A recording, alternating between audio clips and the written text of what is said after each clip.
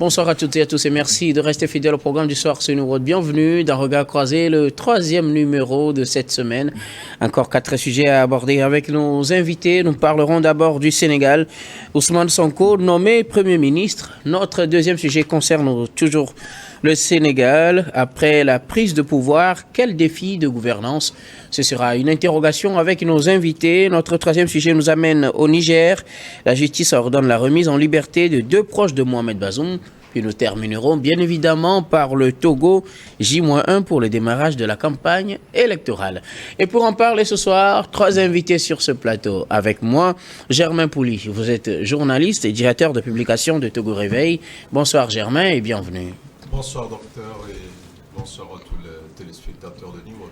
Merci beaucoup à vous d'avoir répondu à notre invitation. À côté de vous, Justin Anani, vous êtes journaliste, analyste politique. Bonsoir Justin et bienvenue. Bonsoir docteur, bonsoir à tous ceux qui nous suivent en ce moment. Merci aussi d'avoir répondu à notre invitation.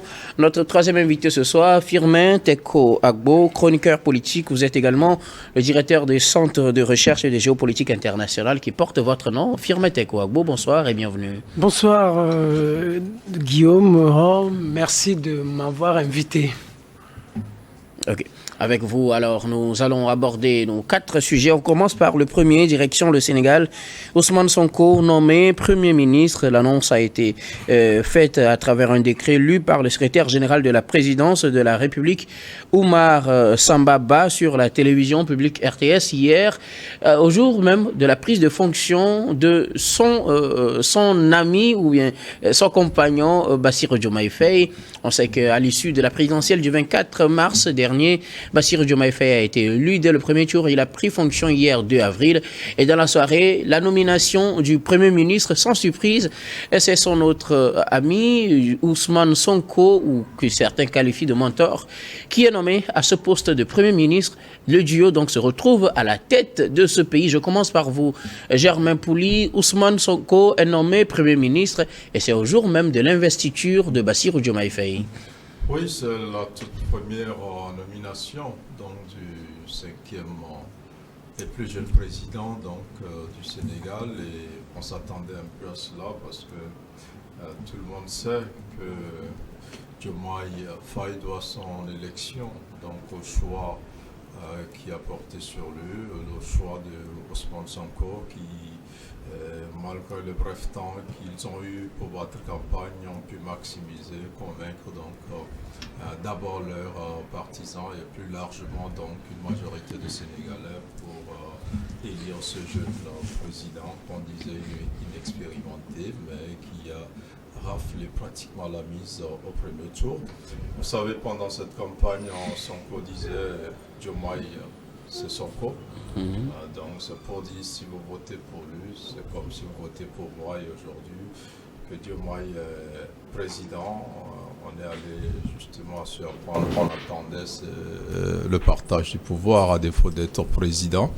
Sonko va être Premier ministre, il est Premier ministre, il va pouvoir, comme il le dit, accompagner le président dans la lourde tâche qui est la sienne à la tête de ce grand pays qu'est le Sénégal. Firmin Teko Agbo, Ousmane Sonko a été nommé ce 2 avril Premier ministre du Sénégal. Il prend donc la tête d'un gouvernement qui sera bientôt connu et donc après, plutôt le même jour où Bassirou Diomaye Faye, son excellence, monsieur Bassirou Diomaye Faye, le 5e président de la République du Sénégal, a pris le pouvoir. 2 petites choses à faire observer. La première chose, il faut faire remarquer que ce n'est pas une décision qui a été prise hier.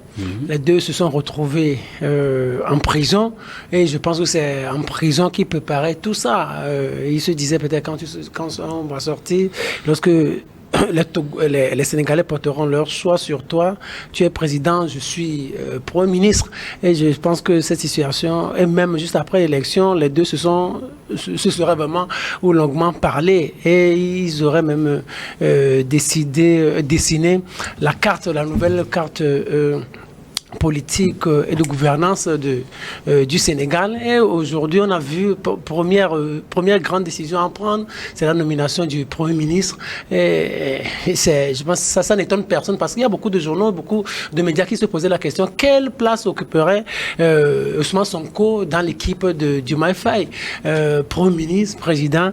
Les Sénégalais ou le monde entier a aujourd'hui la réponse. Il est le Premier ministre. Mais la deuxième chose que je voudrais faire observer, vous savez, j'ai appris qu'un pouvoir ne se partage pas. Peut-être on va en revenir, sur ça. Et les deux doivent savoir qu'avec cette décision, ils auront une lourde responsabilité. C'est-à-dire, vous avez critiqué le pouvoir sortant. C'est vous qui dirigez aujourd'hui le pouvoir et vous êtes les deux pans de votre parti, le PASTEF. Vous partagez aujourd'hui le pouvoir. Vous êtes à la tête de l'État du Sénégal.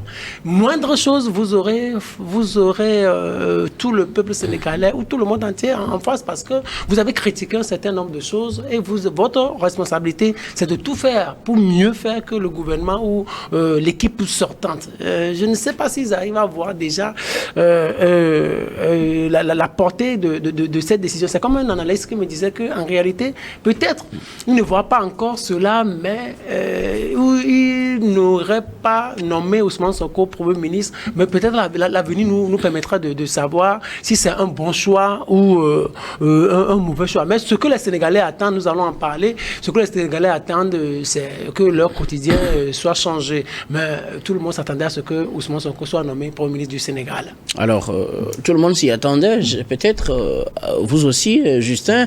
Le Premier ministre du Sénégal est connu depuis hier l'investiture du président. C'est bien Ousmane Sonko, le leader de l'ex-parti, plutôt le PASTEF, qu'on espère va reprendre vie officiellement, puisque le pouvoir est désormais aux mains de ses dirigeants.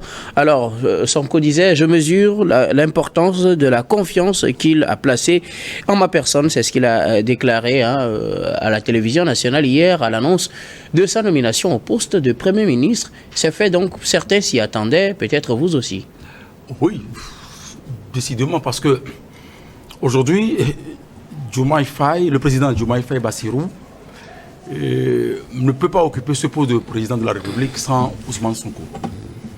C'est là où je salue cette initiative de ce duo qui, à un moment donné, a compris que le Sénégal allait dans la dérive. Et par conséquent, il faut poser les bases pour sauver cette République. Et je salue leur détermination. Non seulement que le parti ou leur formation politique, PASTEF a été dissous, et que par après les deux ont été arrêtés et jetés en prison, et avec la détermination par après, et la rue aussi, ils ont fini par sortir, et ils ont battu campagne ensemble, avec tout ce qu'on a connu, et finalement, Bassirou Diomaye Faye a été élu. Donc moi, ça ne m'a pas surpris. Donc, sans Ousmane Sonko, Bassirou Diomaye Faye ne serait pas président. Les deux ont compris que pour relever le défi au niveau de l'exécutif, il va falloir que ce duo-là soit ensemble. C'est vrai, nous sommes en politique, on peut imaginer ou on peut laisser attendre que le pouvoir ne se partage pas, mais au vu de l'évolution générationnelle, je dirais, de ces deux hommes, avec leur détermination, avec la détermination également de la rue, je tiens que ce duo ira loin.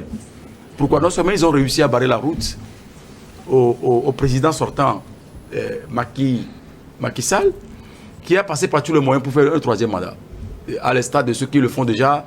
Il pense que tout ça, ce n'est que des intentions qu'on lui prête. Ce ne sont pas des intentions. C'était une mauvaise analyse. Si le peuple sénégalais ne s'est pas réveillé, si le mot d'ordre de Ousmane Sonko, avec la détermination de tous ces membres, ces jeunes-là du parti politique PASTEF, n'était pas au rendez-vous, certainement qu'à l'heure actuelle, on parlera de la réélection du président Macky Sall. J'en ai pour preuve également que certains chefs d'État qui font 3 ou 4 mandats au niveau de l'Afrique qui sont invités et ils se sont fait représenter par la diplomatie. Donc, c'est pour dire tout simplement que aujourd'hui, le peuple sénégalais attend énormément de ce duo Ousmane Sonko et Bassirou. Mais au-delà de ça, je pense que le peuple sénégalais aussi doit accompagner. C'est très tôt peut-être de commencer par poser des jugements de valeur. Moi, je pense que tel que ça a commencé, et avec l'accompagnement de la jeunesse, c'est une question de temps. Et je pense que le Sénégal, certainement avec tout ce qui s'annonce là, avec la redéfinition des accords, ainsi de suite, mais le Sénégal va avoir un autre visage, surtout que le gaz est découvert également dans ce pays, des ressources naturelles sont découvertes dans ce pays. Donc le Sénégal aujourd'hui a le vent en poupe, avec une bonne gestion, telle que le clame ce duo. Donc je pense que le Sénégal va aller très loin et les Sénégalais vont sortir d'affaires. Et n'oubliez pas qu'avec la gestion un peu calamiteuse de Macky Sall, à un moment donné, la jeunesse sénégalaise n'arrivait plus à se retrouver. Elle ne savait plus à quel sens se vouer. Vous avez certainement appris que beaucoup prennent la mer pour chercher Eldorado de l'autre côté. Maintenant, avec la politique qui est annoncée au niveau de la jeunesse, avec la promesse qui est également faite, je pense que certainement que le Sénégal va retrouver ses lettres de noblesse. Mais ce qui est également à saluer, c'est la démocratie sénégalaise. Donc depuis des années, c'est passé au septennat, après pas au quinquennat aujourd'hui. Et ce Sénégal qui connaît le 5e président de la République depuis son indépendance, mais cette fois-ci c'est le plus jeune que le Sénégal n'a jamais connu. 44 ans, ça dit beaucoup de choses. Ça dit beaucoup de choses. Et son Premier ministre actuellement, 49 ans, c'est bien cela pour Ousmane Sonko. C'est les deux jeunes qui vont diriger désormais la destinée du Sénégal.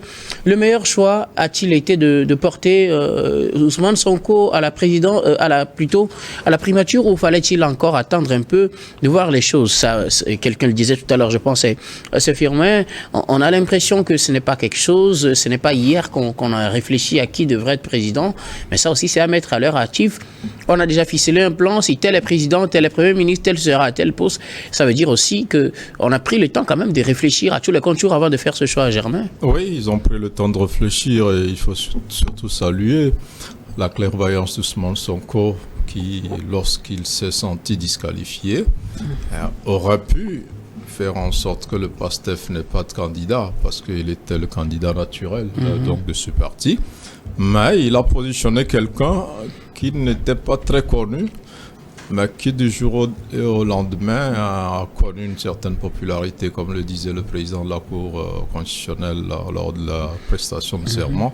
C'était comme un miracle son élection. C'est-à-dire que c'est quelqu'un qui n'a pas un grand parcours politique, qui n'était pas connu du grand public. On a tenté de dire que c'était lui la matière grise et tout ça, mais tout le monde s'accorde à dire... Mais sur les écrans, on ne le voyait pas vraiment. Voilà, le candidat naturel était Ousmane Sonko. Et quand on l'a disqualifié, il y a eu ce candidat de substitution avec qui on peut le présumer assez facilement. Ils ont eu un accord pour dire, ben vas-y, hein, mon aura va te suivre, je vais t'accompagner et si tu gagnes, on va faire les choses ensemble. Et donc cette parole-là, il faut la respecter. Maintenant, est-ce que c'est le bon choix? Je pense oui, parce qu'ils sont arrivés sur la base... d'une certaine posture politique. Pendant des mois, ils ont tenu tête à Macky Sall au point où ils sont devenus, le parti est devenu la principale formation donc, de l'opposition. Et Ousmane Sonko était au devant de la scène. C'est à lui les Sénégalais faisaient confiance donc, pour pouvoir remporter face à Macky Sall. Et aujourd'hui, que son candidat gagne, parce qu'on sait que justement c'est de façon injuste qu'on l'a disqualifié donc de cette élection-là, il peut revenir et donc il revient partager ce pouvoir. Maintenant, est-ce qu'ils ont l'expérience nécessaire pour réussir? C'est là la question. Une chose est de critiquer quand on est dans l'opposition, une autre est d'exercer véritablement quand on a les manettes du pouvoir, et on espère qu'ils le feront. Moi, je ne les condamne pas pour leur jeunesse, parce qu'ailleurs dans le monde on voit des présidents beaucoup plus jeunes qu'eux qui arrivent malgré les difficultés ambiantes à tenir donc la barre. Donc sur la question de la jeunesse, je n'en doute pas, mais est-ce qu'ils auront donc la conviction, est-ce qu'ils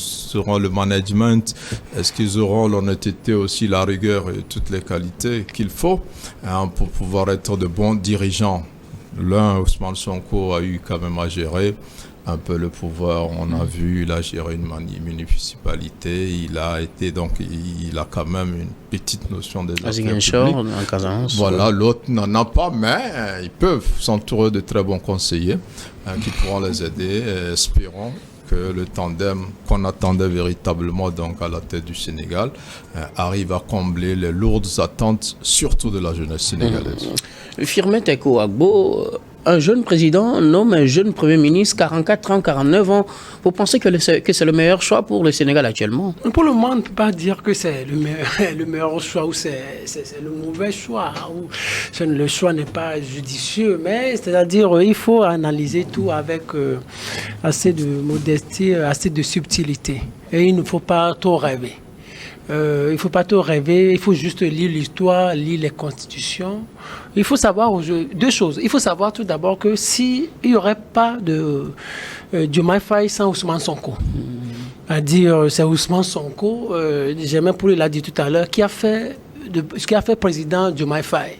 Et là, nous sommes des êtres humains. Diomaye Faye peut-être lui reconnaîtra. Mais vous savez, quand vous êtes à la tête du pouvoir, quand vous avez le pouvoir, des fois on oublie même que c'est quelqu'un vous avez été dauphin de quelqu'un et que c'est cette personne qui vous a fait. C'est comme, vous voyez par exemple, ça n'a rien à voir, mais ce que je vais dire, vous voyez par exemple ce qui se passe en Mauritanie. Le dauphin est devenu président et il a causé tous les ennuis judiciaires à son patron, celui-là qui l'a fait. À son ancien roi, vous imaginez.